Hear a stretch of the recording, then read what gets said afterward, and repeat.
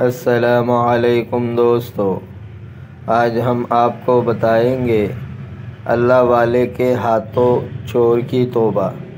مروی ہے کہ حضرت عطا ارزق رات کو نماز پڑھنے کی غرض سے جنگل کی طرف چلے۔ ایک چور راستے میں آپ سے معترض ہوا۔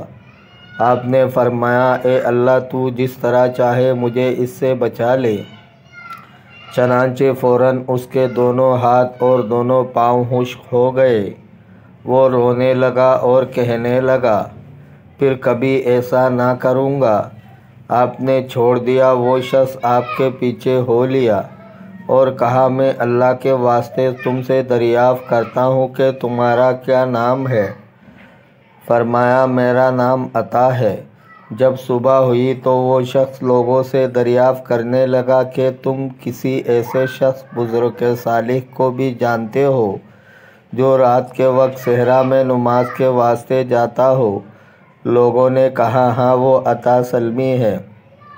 وہ عطا سلمی کے پاس پہنچا اور کہا، میں فلاں فلاں قصہ سے توبہ کر کے آپ کے پاس حاضر ہوا ہوں، میرے لیے دعا فرمائیں۔ آپ نے آسمان کی جانب ہاتھ اٹھا کر دعا فرمائی اور روتے جاتے تھے، ارے بھلے ماس وہ میں نہ تھا، وہ عطا ارزق تھے۔ روایت ہے کہ حضرت شیخ ابو الحسن نوری رضی اللہ تعالی عنہ غسل کے ارادے سے پانی میں گھسے۔